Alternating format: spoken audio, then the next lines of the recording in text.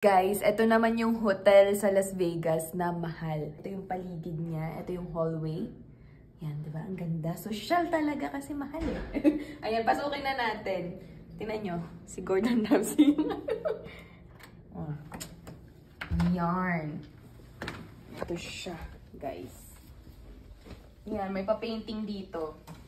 Tapos, pag open mo dito sa gilid, ayan. Pag ganun yung open eh. Ito yung CR nila dito. Kompleto sa towels, tapos may conditioner, shampoo, lotion, tsaka shower gel. Sobrang bango niyan. Nagamit na namin tong room, paalis na kami guys. Kaya ganyan yung itsura. Tapos ayan, may malaking mirror and nakahiwalay ang shower, tsaka yung toilet. Ayan.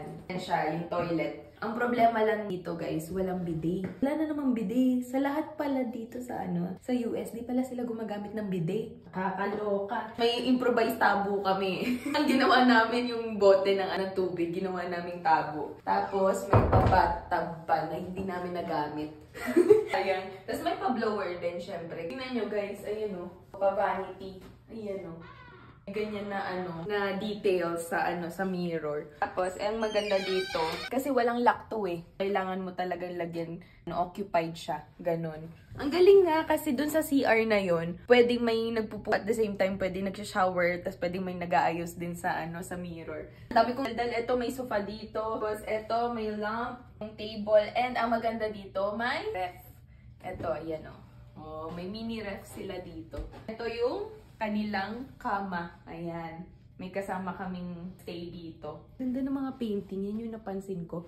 Tapos, ito. Ayan. May silang cabinet. Dito kami nag-store ng mga coat namin. Tapos, ito. Maganda. Merong malaking salamin. Ayan o. Makikita mo yung OOTD mo. Tapos, ito talaga yung binabayaran dito. Kaya siya mahal. Alam niyo kung ano. Ito yung view. Papakita ko sa inyo, guys. Oh!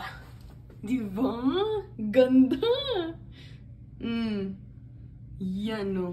Oh. Magkitang-kita mo yung swimming pool. Tapos, ang maganda pa dito, guys, kung gusto mo scenery, tingin ka lang dun sa medyo malayo dun. Ayun o. Yun yung bundok. Scenery. Grabe. Alam nyo, sa tuwing umaga, ganun lang ginagawa ko. Tumitingin ako dun.